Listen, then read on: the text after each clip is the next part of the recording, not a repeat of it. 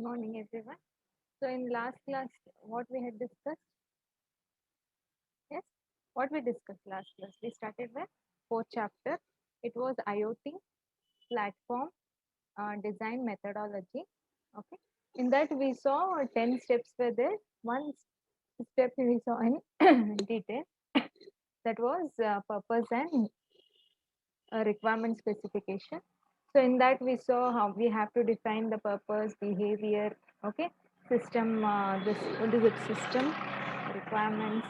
You have to see security requirements, all those things we have to see.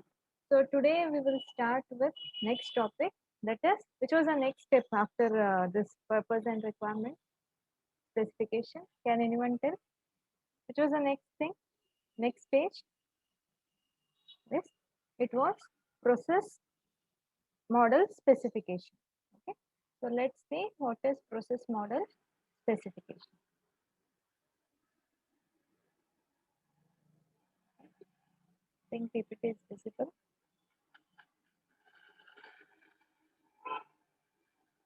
So in today's class, we'll start with process model specification. So now in the now till the last class, what we have done is we have collected the requirements. Now next thing is you have to this, what is that? You have to do process specification. Okay, so after learning this, what we will do is we will interpret different IoT platform design methodology.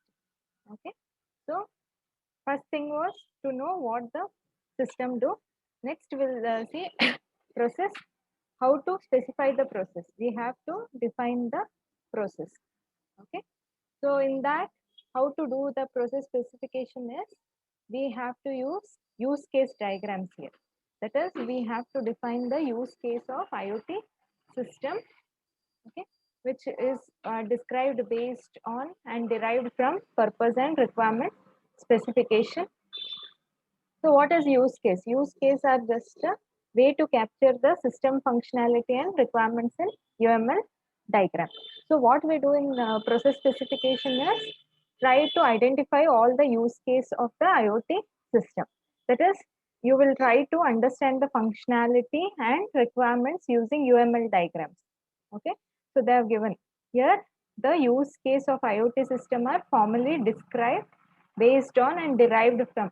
That is, previous step was there, no, purpose and requirement specification. Based on that, okay, we define the use case. Okay, so that is based on previous step, we define the use case. That is what we are doing in process specification. Okay, so this is one example of how to do the process specification. Okay, this is the process diagram of home automation.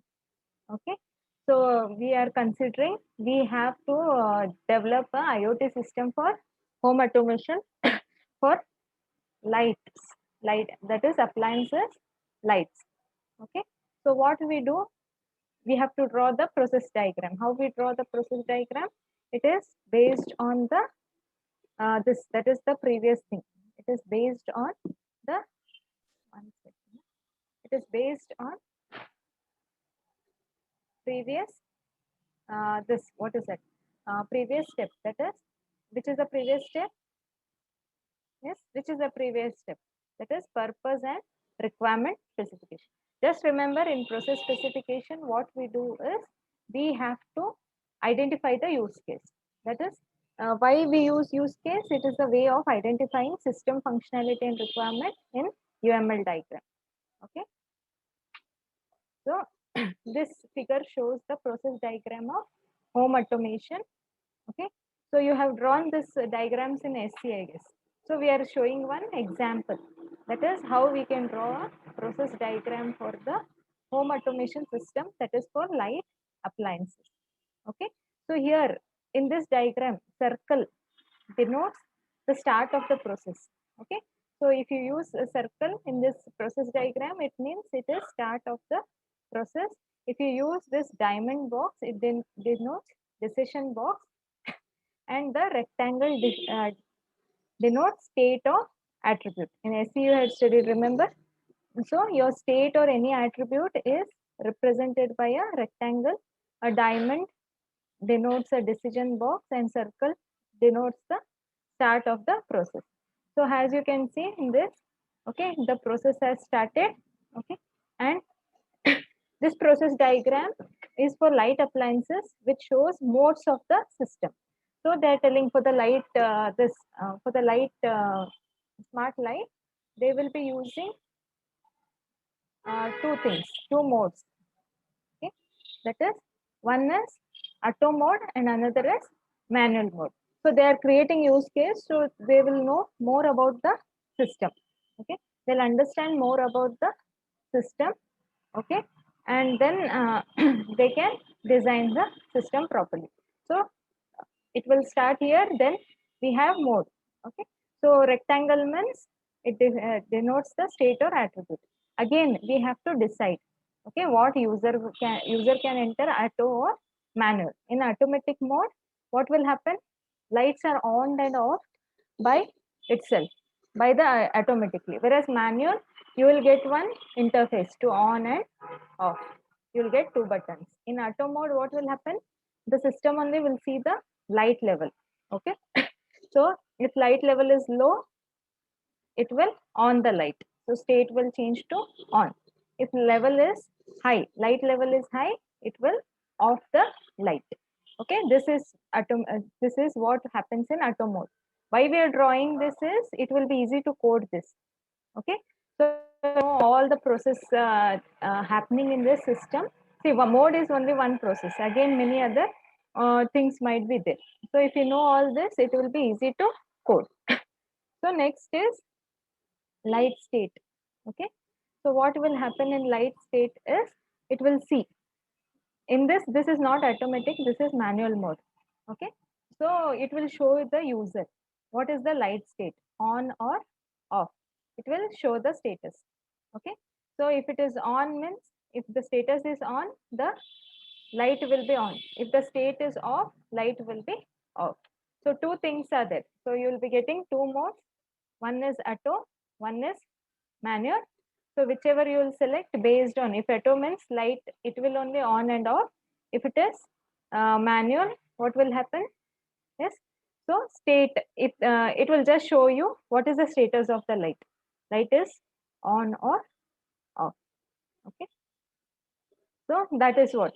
In auto mode, what will do? System will monitor the, so two cases we have in this process diagram. In this example, we had two cases. In this, what is this? In auto mode, it will system monitors light level. In manual mode, system monitors light state. So if light level is low, this system switches on the light. If it is high, the light will switch off. Okay. In manual mode, what will happen? Yes, in manual mode, what happens? The light state set by user is, if it is on, the system on switches on the light. Okay, so he can see the status also, and then he can press the radio button also. If he press this, it will on. Okay, and state will change to on. If he press to off, the system will switch off the light and show the status as off. So any doubts in this? This was about process specification. So after first stage, what was so you had 10 stage in IoT platform design methodology. First was collecting the requirement, that is purpose. This we have to find out the purpose and requirements and then specify that. Yes or no? So after that, we have to go on identifying the processes, different processes involved in your IoT system. So how we do it? We do it via use case. Okay. So this is, and one example you have to draw this diagram. Okay. It is on the process diagram of home automation, write what it indicates, and then you have to explain it. So we'll see some important questions on this. Okay.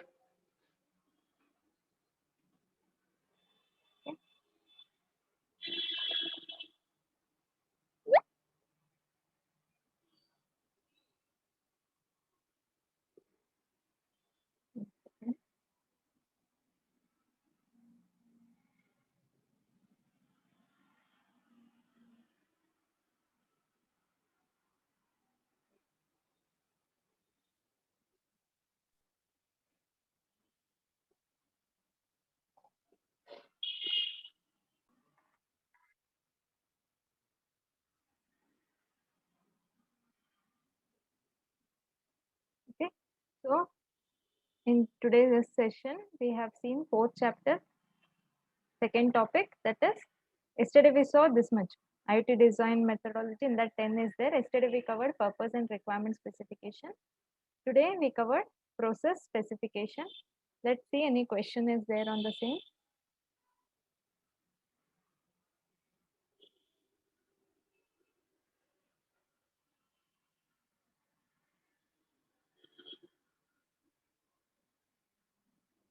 Okay.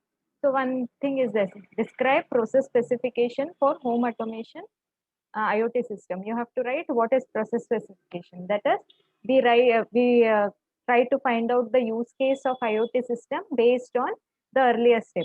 That is, earlier step is purpose and requirement specification. Draw that home automation diagram of mode, then write the different cases and explain it. Okay. Any doubts you have here? Any doubts you have? Okay, then bye. Take care.